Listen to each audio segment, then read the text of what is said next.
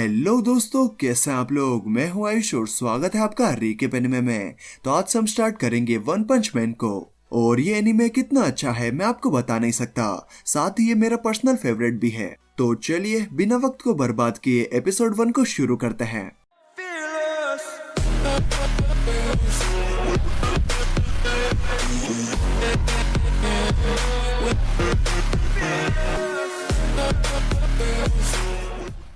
तो एपिसोड की शुरुआत बिल्कुल ही नॉर्मल दिन से होती है, जहां पर सभी लोग अपना अपना काम कर रहे होते हैं। लेकिन तभी अचानक से धमाके होने लगते हैं, जो कि ये मॉन्स्टर कर रहा होता है। और ये बात हीरोज एसोसिएशन के हेडक्वार्टर में भी पता चल जाती है। हीरोज एसोसिएशन सुपर हीरोज का एक ऑर्गेनाइजेशन है, जो कि मॉन्स्टर्स, क्रिमिनल्स और बाकी खतरों से निपटता है। हीरोज एसोसिएशन में एक आदमी कहता है अभी कौन सा हीरो अवेलेबल है, तो एक लड़की बताती है कि लाइटनिंग मैक्स और स्माइल मैन वहां पर पहुंच रहे हैं। तभी हम देखते हैं कि लाइटनिंग मैक्स और स्माइल मैन तो उस मॉन्स्टर से धुलाई खाकर वहां पर पड़े होते हैं और वो मॉन्स्टर शहर की तरफ बढ़ रहा होता है। वहीं एक रिपोर्टर इन हमलों की रिपोर्ट दे रहा होता है और बताता है कि हीरोज एसोसिएशन अभी पता लगा रही है कि वो मॉन्स्टर कितना खतरनाक है। कि तभी उसका कैमरा खराब हो जाता है और एक टकला सा आदमी टीवी पर ये सब कुछ देखकर कहता है लगता है मुझे ही जाना पड़ेगा। फिर हम देखते हैं कि वो आदमी अपनी हीरो की ड्रेस पहनकर निकल जाता है। इस आदमी का नाम होता है साइतामा, जो कि हमारा हीरो है। फिर हम देखते हैं कि एक लड़की रो रही होती है और उसके आसपास का सब कुछ उस मॉन्स्टर ने तबाह करके रख दिया होता है। वो मॉन्स्टर उस लड़की को भी मारने वाला होता है, लेकिन तभी साइतामा वहां पर आकर उसे बचा लेता है। तो वो मॉन्स्टर पूछता है तुम कौन हो, तो साइतामा कहता है एक आदमी जो कि मजे के लिए हीरो बना है। तो वो मॉन्स्टर कहता है आखिर तुम्हारी क्या बकवास बैक स्टोरी है। मेरा जन्म इंसानों के द्वारा लगातार निकले हुए पॉल्यूशन से हुआ है। मैं वैक्सीन मैन हूँ। अर्थ एक लिविंग ऑर्गेनिज्म है और तुम इंसान बाकी कुछ नहीं, बस एक बीमारी हो जो कि पृथ्वी को खत्म कर रही है। इंसानों और उनकी पापी सभ्यता का विनाश करने के लिए ही मुझे पृथ्वी ने जन्म दिया है। और ऐसे ही बातें कहते हुए वो मॉन्स्टर अपनी शक्ल डरावनी और डरावनी करते जाता है ताकि साइतामा उससे डर जाए। लेकिन अपने साइतामा भैया तो साइतामा भैया है, उससे कोई भी फर्क नहीं पड़ता और वो एक मुक्का मार कर ही उस मॉन्स्टर को खत्म कर देता है। हाँ भाई सही सुना, एक मुक्के में खत्म, टाटा बाय बाय फिनिश। लेकिन मॉन्स्टर को मारकर साइतामा भैया खुश होने के बजाय काफी निराश होकर चिल्लाने लगते हैं और कहते हैं फिर से नहीं, ये फिर से एक ही पंच में खत्म हो गया। एक्चुअली अपने साइतामा भैया ही वन पंच मैन है। ये इतने ज्यादा पावरफुल हो गए हैं कि इनके एक पंच से ही मॉन्स्टर्स खत्म हो जाते हैं। लेकिन ये किसी से ढंग की लड़ाई करना चाहते हैं, ना कि सिर्फ एक मुक्के की। देखो कमजोर होने पर तो बुरा लगता ही है, लेकिन जब आप इतने ज्यादा पावरफुल हो कि सभी लोग आपके सिर्फ एक मुक्के में ही हार जाएं, तो और भी ज्यादा बुरा लगता है। और यही हमारे साइतामा भैया फील करते हैं। फिर हमें उस वक्त का सीन दिखाया जाता है जब साइतामा के सर पर बाल हुआ करते थे।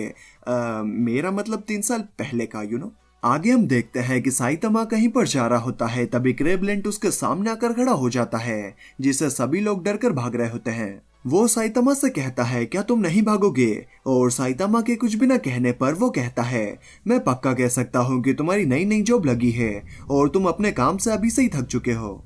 मैं क्रेबलेंट हूँ, मैंने बहुत सारे क्रेब्स खा लिए थे इसलिए मैं ऐसा बन गया, बाकी तुम भाग क्यों नहीं रहे, क्या तुम मरना चाहते हो। तो साइतामा कहता है नहीं, मेरे पास कोई जॉब नहीं है, मैं तो बेरोजगार हूँ। मैं एक जॉब ढूंढ रहा हूँ और आज मेरा एक और इंटरव्यू था, लेकिन मैं उसमें भी फेल हो गया। मुझे अभी कोई फर्क नहीं पड़ता और बस क्योंकि तुम यहाँ पर हो, मेरा भी पीठ दिखाकर भागने का कोई मूड नहीं है। तो बताओ अगर मैं नहीं भागा तो तुम क्या करोगे।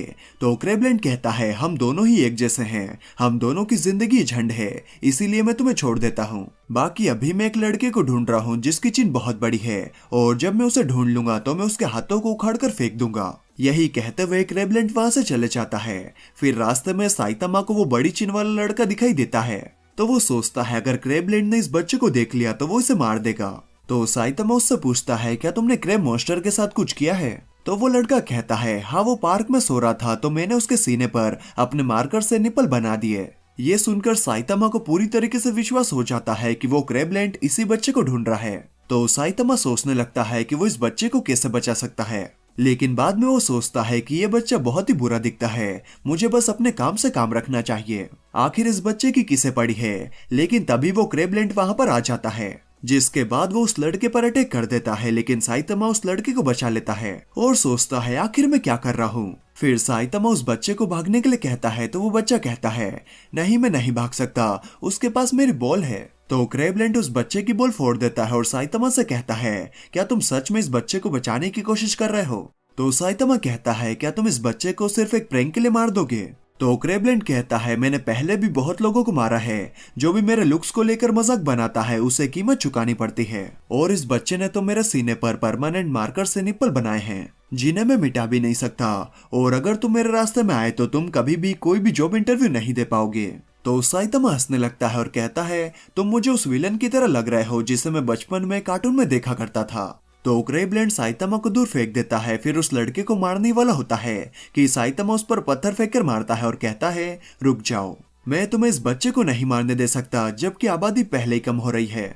तुम्हें पता है जब मैं छोटा बच्चा था मैं भी एक हीरो बनना चाहता था, ना कि एक जॉब वाला, एक ऐसा हीरो जो कि तुम्हारे जैसे विलन्स को एक पंच में ही खत्म कर दे। तो क्रेबलैंड उसका मजाक उड़ाते हुए उसकी धुलाई करने लगता है और साइतामा को मारने वाला होता है कि तभी साइतामा अपनी टाई से उसकी आंख खींचने लगता है और उसकी आंख के साथ उसका सब कुछ बाहर निकाल देता है। फिर हमें प्रेजेंट टाइम का सीन दिखाया जाता है। साइतामा कहता है उस दिन के बाद से मैंने बहुत मुश्किल ट्रेनिंग की और मैं टकला हो गया, मैं इतना ताकतवर बन गया कि मुझे कोई भी ना हरा पाए। मैं वो हीरो बन चुका हूँ जो मैं हमेशा बनना चाहता था, लेकिन फिर भी मेरा दिल इतना खाली और बेजान क्यों है? फिर साइतामा बिल लेने के लिए काउंटर पर जाता है, लेकिन तभी अचानक से एक बहुत बड़ा पेड़ शहर पर छप जाता है जो कि एक बहुत ही बड़े आदमी का होता है। और ये बड़ा सा आदमी साइंटिस्ट का छोटा भाई है जिसके ऊपर एक्सपेरिमेंट करके साइंटिस्ट ने उसे इतना बड़ा और पावरफुल बना दिया है क्योंकि उसका छोटा भाई दुनिया का सबसे ताकतवर इंसान बनना चाहता था। इसीलिए सन के साइंटिस्ट ने अपने छोटे भाई के लिए एक सीरम बनाया और उसे पिला दिया, जिससे कि वो ऐसा हो गया, जिसके बाद ये दोनों मिलकर इस दुनिया पर राज करने का सोचते हैं। फिर ये आदमी अपना एक हाथ हवा में मारता है तो कहीं दूर का इलाका साफ हो जाता है, जिसके बाद वो दोनों दूसरे शहर की तरफ बढ़ने लगते हैं और सिटी बी को खाली करवाया जा रहा होता है क्योंकि वो दोनों उसी तरफ आ रहे हैं। और ये सन के साइंटिस्ट सभी लोगों को भागते हुए देखकर खुश होता है। वहीं इसका छोटा भाई कहता है मैं सबसे ताकतवर हूँ। तभी साइतामा भी उस आदमी के दूसरे कंधे पर आ जाता है और कहता है तो सबसे ताकतवर होना कैसा लगता है? साइतामा को वहां पर देखकर सन की साइंटिस्ट काफी चौंक जाता है और अपने भाई को बताता है कि तुम्हारे कंधे पर कोई और भी है, उसे मार दो। तभी साइतामा कहता है कम से कम चड्डी पहनकर तो घूमो। मैं साइतामा भैया की बात से बिल्कुल एग्री करता हूँ, मतलब यार इससे नंगे थोड़ी घूमना चाहिए शहर में। फिर हम देखते हैं कि वो बड़ा सा आदमी गलती से अपने साइंटिस्ट भाई को ही मार देता है, जिसे देखकर वो बहुत गुस्सा हो जाता है और उसे लगता है कि ये सब साइतामा की वजह से हुआ है। तो वो साइतामा को पकड़ता है और एक बिल्डिंग पर इतनी जोर से फेंकता है कि पूरी बिल्डिंग ही तबाह हो जाती है। फिर वो साइतामा पर कूद जाता है, जिसके बाद वो साइतामा के ऊपर बहुत सारे मुक्के मारता है, जिसकी वजह से इतना बड़ा गड्ढा हो जाता है। फिर वो अपने भाई की लाश को देखते हुए कहता है मैं सबसे ताकतवर इंसान हूँ, लेकिन क्या फायदा, मैं बहुत खाली महसूस कर रहा हूँ। तो साइतामा जमीन से निकलकर कहता है आखिर तुम्हें समझ में आ गया। फिर साइतामा उसे एक मुक्का लगाता है और कहता है ज्यादा ताकतवर होना बहुत बोरिंग है। साइतामा के एक मुक्के से ही वो बड़ा सा इंसान मर जाता है, लेकिन उसके गिरने की वजह से पूरी सिटी भी तबाह हो जाती है। फिर साइतामा घर जाते हुए सोचता है देखकर ऐसा तो नहीं लगता कि मेरे हीरो बनने के बाद से बुरे लोग कम हुए हैं, तो मेरे हीरो बनने से कोई फर्क नहीं पड़ा। मैं इसके लिए उदास नहीं हूँ, लेकिन मुझे इस बात की चिंता है कि जैसे जैसे दिन बीत रहे हैं मेरे इमोशंस कम होते जा रहे हैं। टेंशन, दर्द, खुशी, गुस्सा, मुझे कुछ भी फील नहीं होता। ताकत के बदले में शायद मैंने कुछ खो दिया जो कि इंसान के लिए जरूरी है। तभी वहां पर एक मॉन्स्टर आकर कहता है तुमने मुझे देख लिया है तो अब भागने से कोई फायदा नहीं है। मैं सुपर कस्टम Y0649Z MK2 हूँ। मुझे कस्टम कार्स बनाना बहुत पसंद है। वहीं साइतामा सोच रहा होता है बाकी जब मैं पहली बार लड़ा था तो मुझे हर तरह के इमोशंस फील हुए थे। वहीं वो मॉन्स्टर साइतामा को मारने की धमकी दे रहा होता है तो साइतामा उसे एक मुक्का मारकर इस दुनिया से आजाद कर देता है। फिर साइतामा सोचने लगता है कि वो आज रात को क्या खाएगा। फिर वो हर रोज की तरह ही बिना किसी चोट के घर पर आ जाता है और अपने ग्लव्स को धोता है। साइतामा को मॉन्स्टर से भी लड़ाई कर ऐसा नहीं लगता कि उसके पास दिल है। साइतामा हीरो वाले काम सिर्फ अपने शौक के लिए करता है। फिर साइतामा सो जाता है। फिर अगली सुबह एक धमाके की आवाज सुनकर उसकी नींद खुलती है और एक मॉन्स्टर उसके घर में आकर उस पर अटैक कर देता है। फिर दूसरा मॉन्स्टर उसके पीछे से उस पर एक मुक्का मारता है, जिससे कि वो बहुत दूर जाकर गिरता है और उसे खून आने लगता है। तो साइतामा पूछता है आखिर तुम क्या हो? तो वो कहता है हम असली अर्थलिंग्स हैं। मुझे लगता है कि तुम्हारी तरह के लोग हमें सबटेरियंस कहते हैं। हमारी आबादी बहुत ज्यादा बढ़ चुकी है, इसीलिए अब हमें पृथ्वी के ऊपर भी रहना होगा। लेकिन मैंने सुना कि ऊपर भी काफी लोग हैं जो कि हमारे लिए प्रॉब्लम है, इसीलिए हमने तुम सभी लोगों को खत्म करने का सोचा। अभी तक हमने 70% लोगों को मार दिया है। ये जंग जिंदा रहने की है, मुझे उम्मीद है कि तुम समझोगे। बाकी हम अभी तक ऐसे इंसान से नहीं मिले थे जो कि हमारे एक मुक्के से ना मरे। तो साइतमा कहता है, यही से मैं भी कह सकता हूँ। काफी वक्त बीत गया, मैं भी किसी वर्दी अपोनेंट से नहीं मिला। तो वो अर्थलिंक साइतमा पर हमला करता है, लेकिन साइतमा उससे बचकर उसे एक मुक्का मारता है जिससे कि वो मर जाता है। ये देखकर बाकी सभी अर्थलिंक्स काफी चौंक जाते हैं और उसे मारने के लिए उस पर अटैक करते हैं, लेकिन साइतमा उनसे बचते हुए ऊपर रोड तक आ जाता है। तो वो सब भी उसके पीछे आने लगते हैं और उनके बीच में एक बहुत ही जबरदस्त फाइट होने लगती है। फिर एक बड़ा सा अर्थलिंक आकर साइतमा को एक मुक्का मारता है जिससे कि वहां पर आग ही आग हो जाती है और सभी को लगता है कि साइतमा मर गया, लेकिन तभी साइतमा वहां पर आकर उन सभी बड़े बड़े अर्थलिंक्स को मारने लगता है और उनसे लड़ते हुए उसे काफी मजा आता है, क्योंकि बहुत लंबे वक्त बाद उसने असली फाइट को महसूस किया होता है। फिर साइतमा सभी अर्थलिंक्स को मारकर खुश हो रहा होता है कि तभी उन सभी अर्थलिंक्स का किंग वहां पर आ जाता है। तो साइतमा उसे मारने के लिए आगे बढ़ता है, लेकिन तभी अलार्म बज जाती है और साइतमा ये करता है। तो साइतमा को पता चलता है कि वो सब सिर्फ एक सपना था, लेकिन तभी उसे एक धमाके की आवाज आती है और जमीन के अंदर से कुछ अर्थलिंक्स के साथ साथ उनका किंग भी बाहर निकल कर आता है और जमीन पर राज करने की बात करता है। तो साइतमा को लगता है कि उसका सपना सच होने वाला है।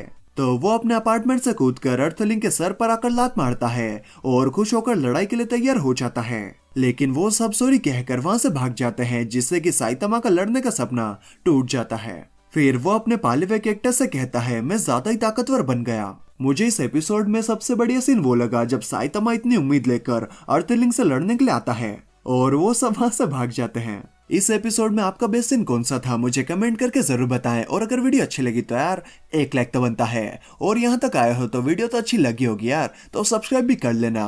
बाकी अगर आप लोगों को मूवीज और वेब सीरीज देखने का भी शौक है तो आप मेरे दूसरे चैनल रीके बड्डा को भी सब्सक्राइब कर सकते हैं। तो चलिए मैं मिलता हूँ आपसे अगली वीडियो में, तब तक के लिए bye bye and take care.